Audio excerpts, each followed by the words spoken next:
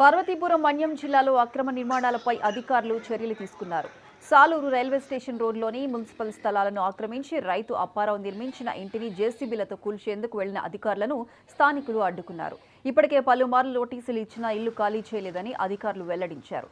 కాగా తమ పంట పొలంలోకి దారి కల్పించాలంటూ అప్పారావు కోర్టును ఆశ్రయించడంతో చుట్టుపక్కల 4 ఇళ్లను ఖాళీ చేయించి పొలానికి దారి కల్పించారు అధికారులు.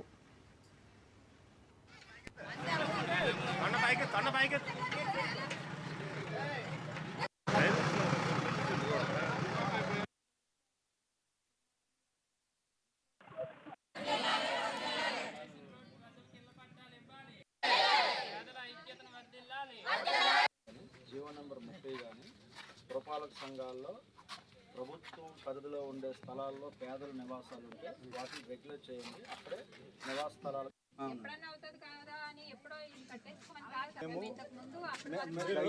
దయచేసి మీరు మాస్టర్ ప్లాన్ ఎప్పుడు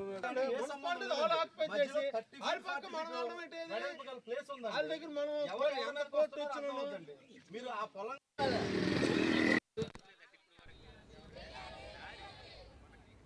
నంద్యాల నిమిషాంబికాదేవి ఆలయంలో